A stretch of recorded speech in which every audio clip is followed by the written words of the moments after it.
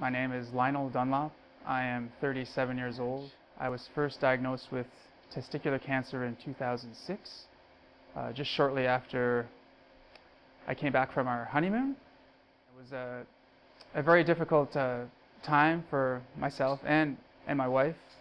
We thought that that was a difficult mountain to climb right off the bat, being just married and just coming back from the trip of our life.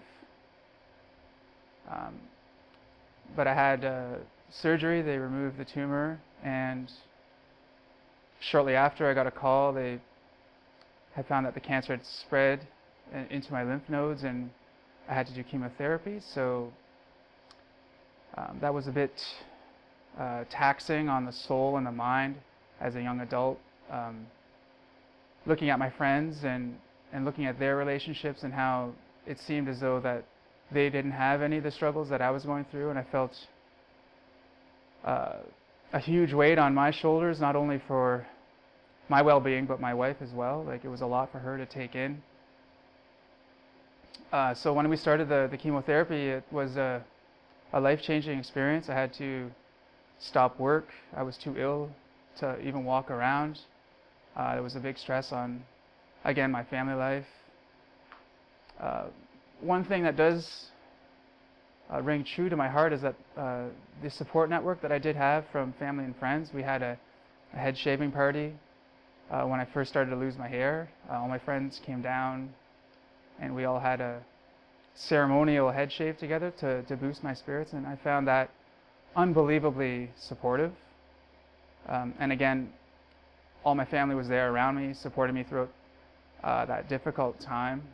And I did a lot of my treatments in Kingston, and I found the cancer staff at the cancer center in Kingston, they were the best. I found that every time going in there, understanding what I was going through, but they seemed to make every day I had a smile on my face, which was, I know, hard to understand, but at the same time, they were like an extended family for me as well. When I did finish the chemo, the doctors told me that there is a possibility that the drugs had an effect on my reproductive system and that I would not be able to have a family. And that was very hard to accept at the time.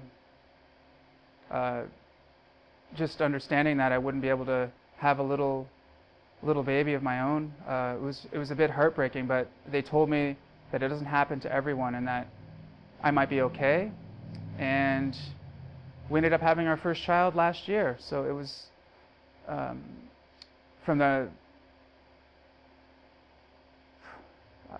went from like a dark time to a light at the end of the tunnel. And I think maybe it's not for everyone, but there is a light at the end of the tunnel, and I know that people go through much worse than I did, but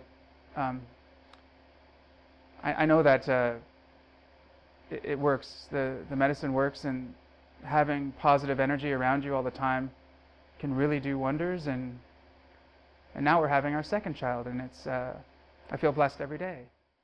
Just last year, I got news that it was my 5th year anniversary of being cancer-free, and when I got that call and I went to my doctor and we had the sit down, it kind of sparked a memory of when I first went in there, and they told me that I had this disease and that I have to fight to get rid of it, and then going through all the treatments and then finally getting the okay and the clear. It was a big weight off of my shoulders, and especially my wife, who ended up being the rock that I had to lean on the whole entire time.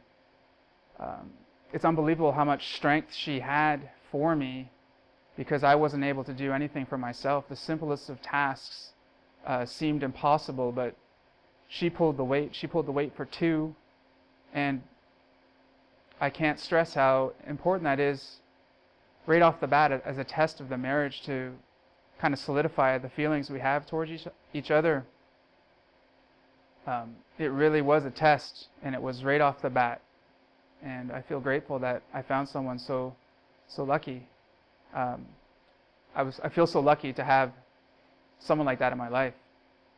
And now we have Chloe. She's 2 years old. She's healthy as can be. And when I think of the possibility of things happening to her in the future, I hope that the medicines will be readily available and that the research will continue so that things can be stopped ahead of time. I know in my heart that she'll be fine, but I really do hope that the research continues so that not everyone has to go through what I went through. I know some guys find it hard to go to the doctor and get themselves checked out, and I think we need to stop doing that. We need to give in. Like, we're not made of steel. You know, we have a persona in our world that we are the providers and the people that have no fear, but cancer has no fear. It has no enemies. It takes who it wants when it wants, and if you care enough about yourself and the family and your loved ones and your children, you'll get it checked out. You'll be the first one in line to make sure that you're okay.